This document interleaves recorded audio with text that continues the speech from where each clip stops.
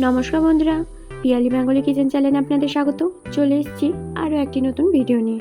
আজ বানাবো মজাদার একটা স্ন্যাক্স রেসিপি, যেটা কিনা খেতে হবে দুর্দান্ত স্বাদের। এই বর্ষাকাল তো চলেই এলো, আর তার মাঝে বিকেলবেলা মন তো চাই এটা বা ওটা কিছু একটা মুখে দিতে। তার জন্যে এটা একেবারেই পারফেক্ট। এটা যেমন দেখতে আর তেমন খেতে। একবার বানালে বুঝতে পারবেন এই চিকেন বল রেসিপি।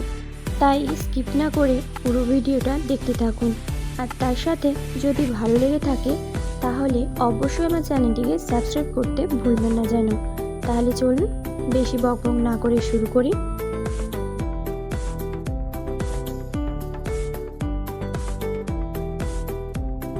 আমি নিয়েছিলাম 200 গ্রাম চিকেন।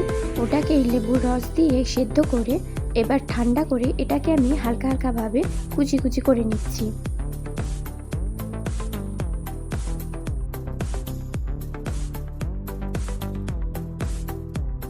এবার এটার মধ্যে দেব আমি দুটো বড় বড় সাইজের আলুকে সেদ্ধ করে ম্যাশ করে।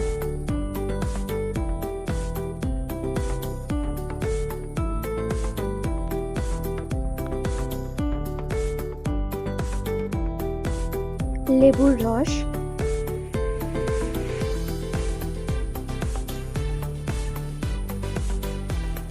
পেঁয়াজ কুচি, আদা রসুন কুচি, কাঁচা লঙ্কা কুচি, ধনেপাতা কুচি, স্বাদ মতো লবণ, চাট মশলা, হাফ চামচ ধনে গুঁড়ো, তার সাথে দিচ্ছি গোলমরিচের গুঁড়ো, chilli flakes, soya sauce, vinegar 1 চামচ করে। এবার দিচ্ছি রেড চিলি সস ও গ্রিন চিলি সস, আর সামান্য পরিমাণে বিট লবণ, আর সবশেষে দিচ্ছি গরম মশলা। এগুলোকে বেশ ভালোভাবে মেখে রেখে দেব 20 থেকে 30 মিনিটের জন্যে। অপরদিকে নিয়ে নিচ্ছি ব্রেড ক্রাম্বস।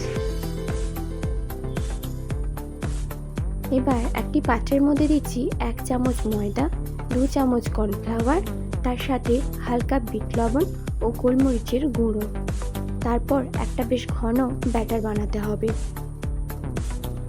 এবার চিকেনের পুরটাকে বলের শেপে কিংবা এই রকম ভাবে আপনারা যেরকম চান ওই রকম ভাবে শেপ দিয়ে নিতে পারেন। আর হ্যাঁ, চিকেনের পুরটা হাতে লাগানোর আগে অবশ্যই হাতে একটু তেল ব্রাশ করে নেবেন। চিকেনের পুরটাকে প্রথমে ব্যাটারের মধ্যে, তারপর ব্রেড ক্রাম্বসের মধ্যে বেশ ভালোভাবে 2 থেকে 3 বার কোট করে নিতে হবে, ঠিক আমি যেমনটা দেখাচ্ছি।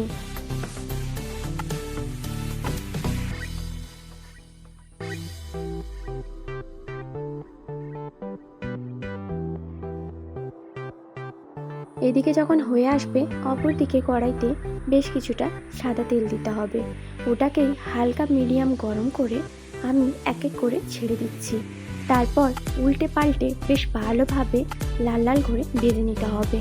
সবথেকে ভালো যদি একবার ভেজে নেন হালকা করে, দ্বিতীয়বার আবার একবার ভেজে নিলে খুবই ভালো হয়। তারপর কড়া থেকে গরম গরম নামিয়ে টমেটোর সসের সাথে পরিবেশন করুন, একেবারেই জমে যাবে। আর আমার রেসিপি যদি ভালো লেগে থাকে, আরও নতুন নতুন ভিডিও পেতে হলে আমার চ্যানেলটিকে সাবস্ক্রাইব করতে ভুলবেন।